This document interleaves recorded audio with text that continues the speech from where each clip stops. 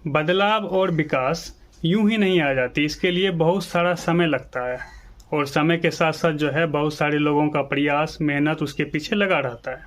यानी कि किसी भी बड़े बदलाव को अगर हम देखेंगे तो पता चलेगा उसके पीछे बहुत सारे लोग थे, बहुत सारी मेहनत थी और एक लंबा समय था।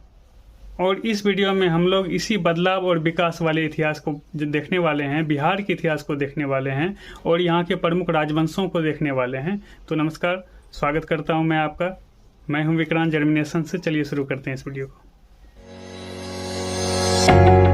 पाल वंशीय शासक रामपाल के शासनकाल में 1097-98 ईस्वी में बिहार के तिरहुत क्षेत्र, जिसको कि मिथिला का क्षेत्र भी कहते हैं, वहाँ पे कर्नाट वंश का उद्भव हुआ था।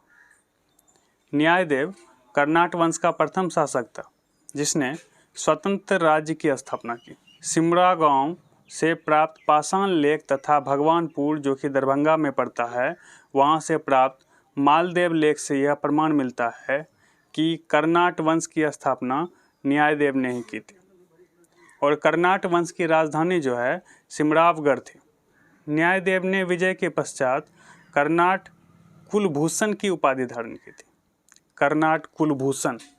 12वीं शताब्दी में कर्नाट वंश तथा सेन वंश के मध्य जो है एक युद्ध हुआ था। परिणाम स्वरूप मिथिला क्षेत्र पर सेन वंश का अधिकार हो गया और इस समय कर्नाट वंश का शासक जो है नरसिंह देव था। इसका अधिकार तिरहुत और दरभंगा क्षेत्र में विस्तारित था। इन्हीं संघर्षों के कारण नरसिंह देव ने तुर्क जो थे एक बख्तियार खिलजी, उनको बिहार अभियान के समय नजराना पेश किया था। कर्नाट शासक दिल्ली सल्तनत के प्रतिनिधि को नजराना भेजा करते थे।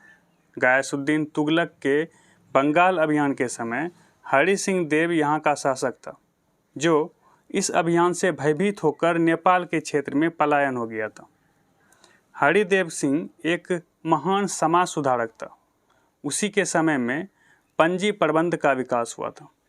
एक कवि थे, प्रसिद्ध कवि विद्यापति की एक रचना है कीर्ति कला। उसके अनुसार हरि सिंह के पश्चात मिथिला में राजनीतिक अस्थिरता की स्थिति उत्पन्न हो गई थी।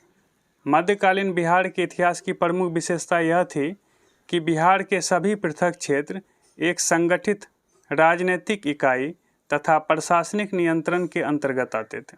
12वीं शताब्दी के अंत में बख्तियार खिलजी के आक्रमण के साथ बिहार में तुर्कों के आक्रमण का आरंभ हो गया था। 12वीं शताब्दी के अंत में बख्तियार खिलजी के आक्रमण के साथ ही बिहार में तुर्क भी आक्रमण करना शुरू कर दिए थे और बख्तियार खिलजी के बिहार अभियान के समय कर्नाट वंश के शासक नरसिंह देव ने उसे नजराना पेश कर संतुष्ट किया था। उसने ओदंतपुरी नामक बौद्ध बिहार पर आक्रमण कर उसे नष्ट कर दिया तथा पुस्तकालय को अपने संरक्षण में ले लिया। पुस्तकालय से प्राप्त जो सूचना है उसके आधार पर बख्तियार खिलजी ने विक्रमशिला तथा नालंदा विश्वविद्यालय को भी अपने अधिकार क्षेत्र में ले लिया था। मतलब पुस्तकालय से पुस्तकों को अध्ययन करके बख्तियार खिलजी ने विक्रमशिला और नालंदा दोनों विश्वविद्यालय को अपने अधिकार क्षेत्र में ले लिया था। बख्तियार खिलजी ने बख्तियारपुर नामक एक नगर की स्थापना की थी और बौद्ध विहारों की अधिकता के कारण तुर्कों ने इस क्षेत्रों को विहारों का प्रदेश कहा था। एक सैनिक अधिकारी ने बख्तियार खिलजी की हत्या कर दी। इसके शव को बिहार शरीफ के इमादपुर नामक स्थान पर दफन कर दिया। यानी बख्तियार खिलजी के जो शव थे, उसके मृत शरीर थे, उसको इमादपुर नामक स्थान पर दफन कर दिया था। कर्नाट वंश के शासनकाल को मिथिला का स्वर्णयुग कहा जाता है। यानी कि मिथिला जो है कर्नाट वंश के समय में अपने विकास के शिखर पे था। एक अन्य वंश जो कि सेन नाम से जाना जाता है, यानी कि सेन वंश के बारे में अब हम लोग बात करने वाले हैं। पाल वंश के पतन के पश्चात ही सेन वंश की स्थापना हुई और सामंत सेन के नेतृत्व में सेन वंश की स्थापना हुई थी। और इस वंश के प्रमुख शासकों में विजय सेन, बल्लाल सेन तथा लक्ष्मण सेन थे, जिन्होंने बिहार एवं बंगाल क्षेत्र पर अधिकार किया। विजय सेन इस वंश का सबसे शक्तिशाली शासक था, जिसने कर्नाट वंश के शासक नान्यदेव को पराजित किया था। इसने दान सागर तथा अद्भुत सागर नामक पुस्तकों की रचना की थी। यानी दो पुस्तक, एक है दान सागर, दूसरे का नाम अद्भुत सागर था। यह शैव धर्म का अनुयायी था। विजय सेन जो थे शैव धर्म के अनुयायी भी थे। लक्ष्मण सेन इस वंश का अंतिम शासक था जिसके दरबार में जयदेव नामक कवि रहते थे, जिन्होंने गीत गोविंद की रचना की थी। गीत गोविंद।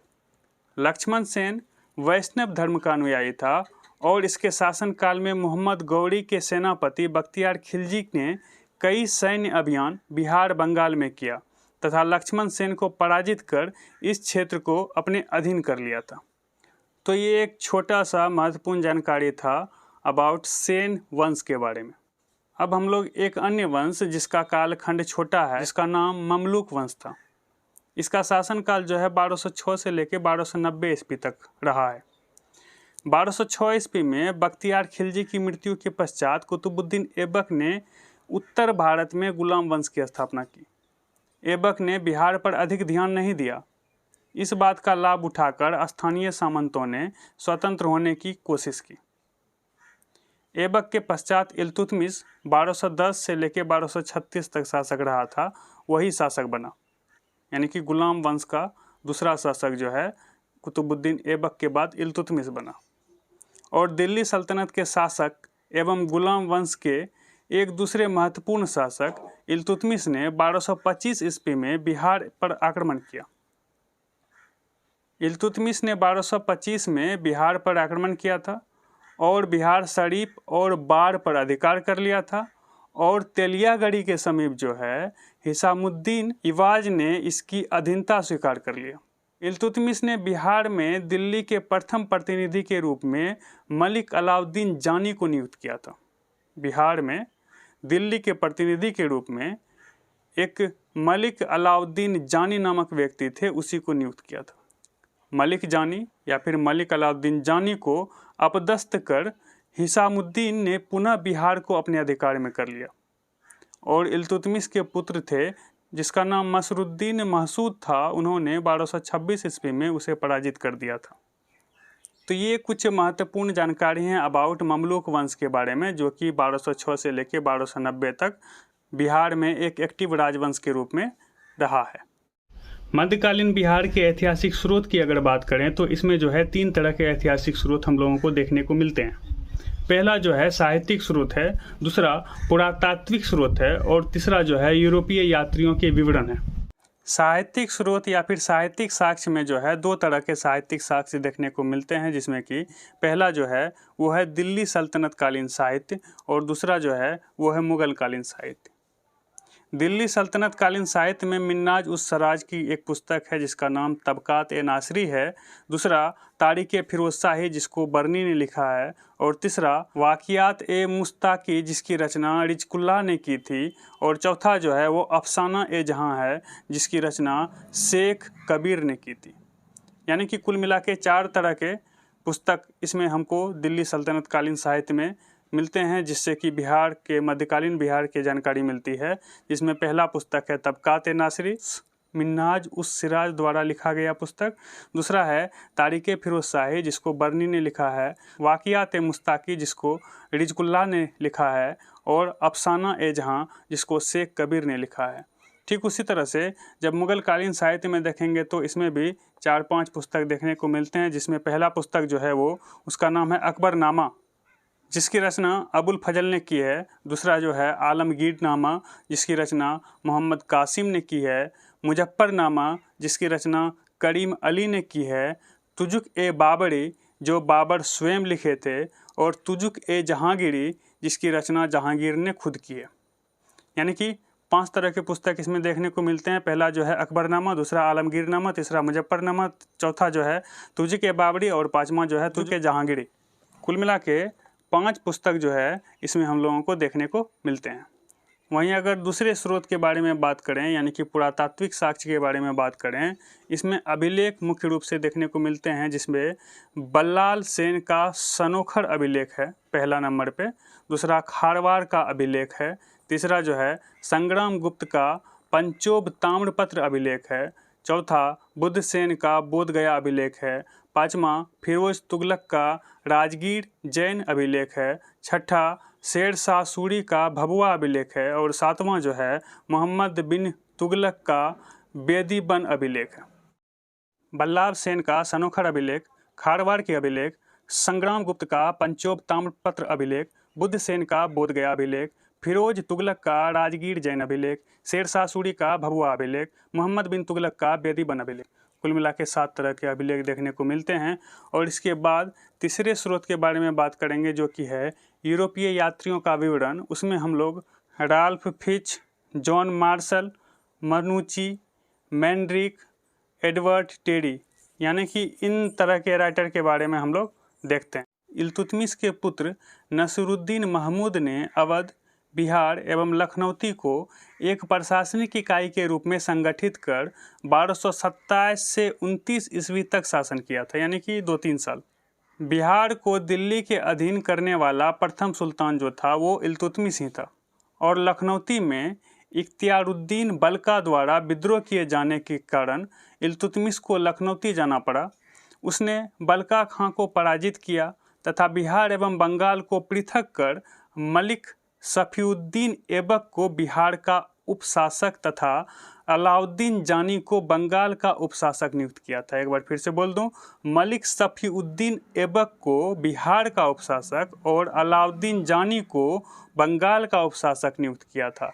तत्पश्चात उसने तुगान खां को बिहार का सूबेदार यानी कि राज्यपाल बना दिया था। इल्तुतमिश की मृत्यु के पश्चात जब बलबन दिल्ली सल्तनत की गद्दी पर आसीन हुआ तो उसने पुनः बिहार को बंगाल से अलग कर दिया तथा गया के वनराज नामक राजा की गया प्रशस्ति से मिले विवरण से यह प्रमाणित होता है कि गया का क्षेत्र दिल्ली के अधीन हो गया था, दिल्ली के अधीन था।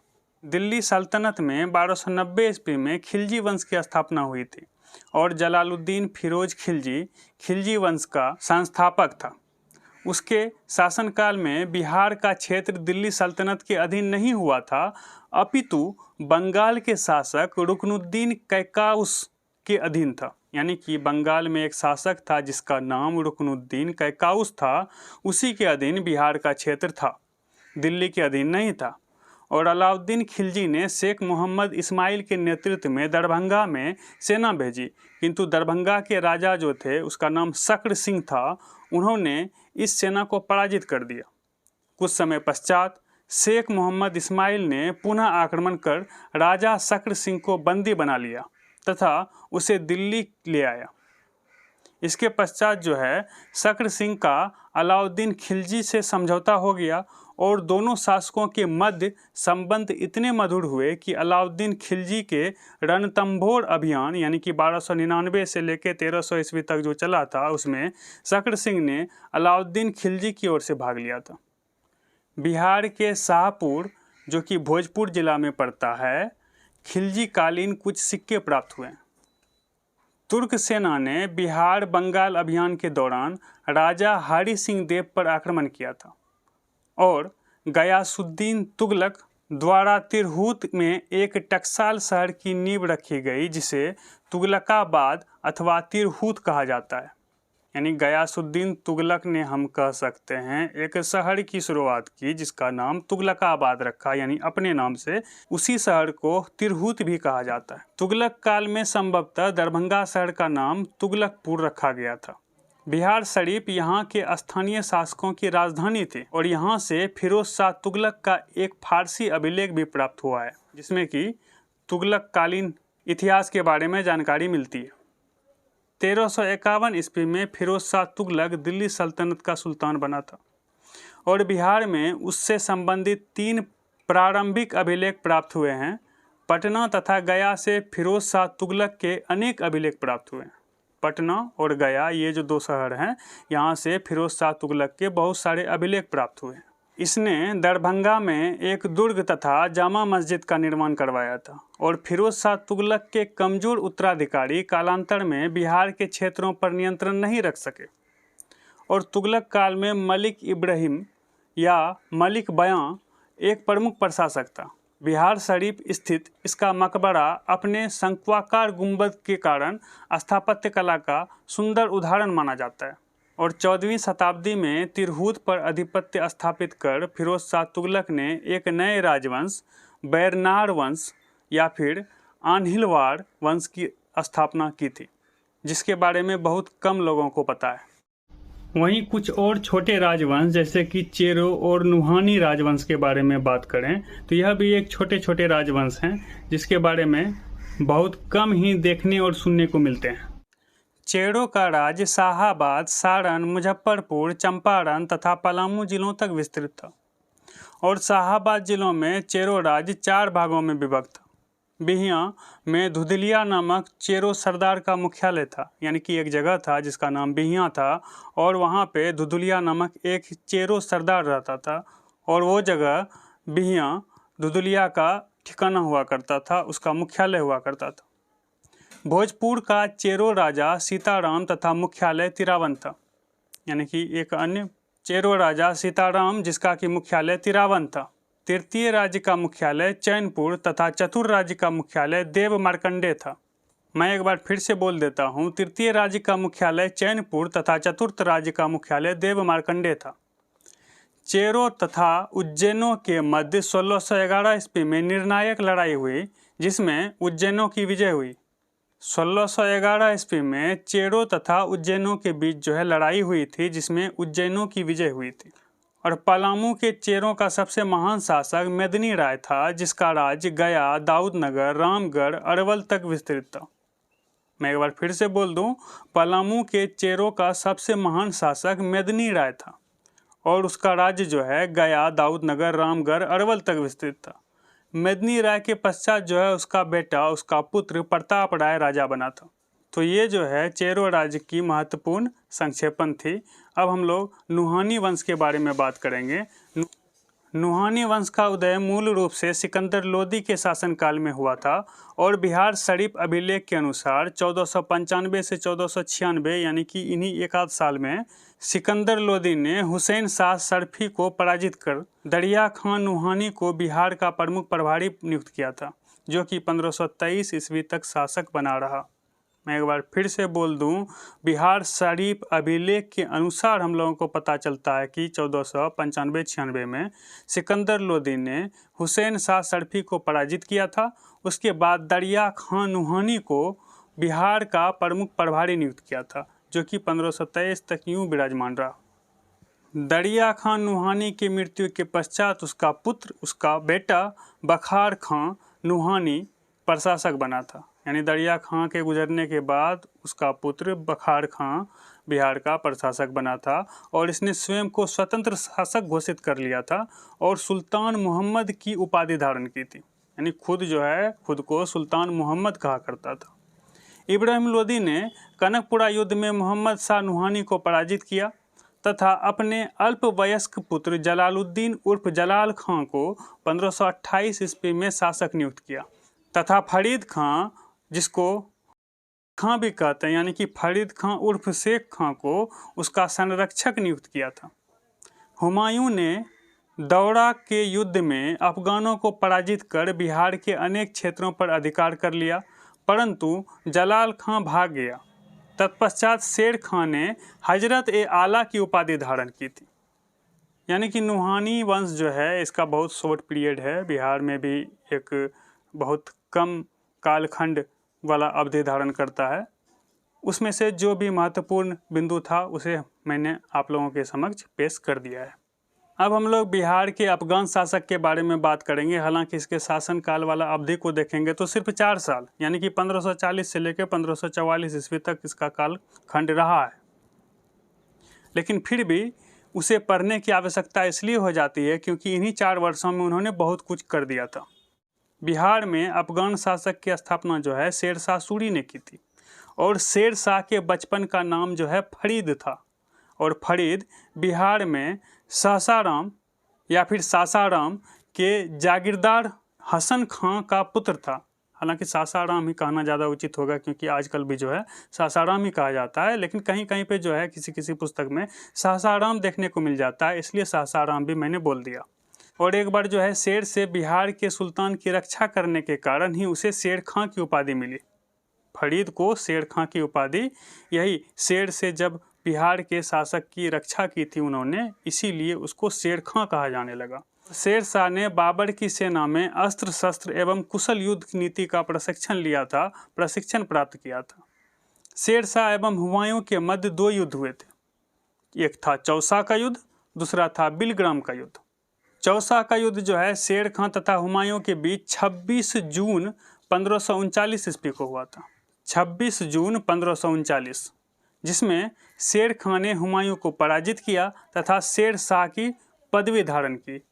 दोबारा फिर से दोनों आमने सामने हुए बिलग्राम में, बिलग्राम का युद्ध में, यानी कि इसको कन्नौज का युद्ध भी कहीं कहीं पे पढ़ने को मिलता है, जो कि 17 मई 1540 ईस्वी को शेर शाह तथा हुमायूं के बीच हुआ था, जिसमें शेर शाह फिर से विजयी हुआ।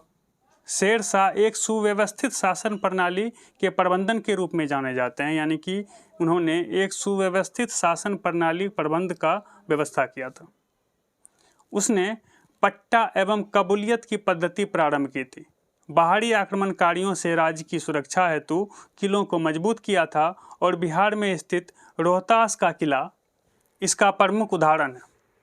अब्दुल्ला की रचना जो है तारीख़ दाऊदी में यह उल्लिखित मिलता है कि शेर शाह ने पटना में एक दुर्ग का निर्माण करवाया तथा इस नगर को पुनः बिहार की राजधानी बनाई।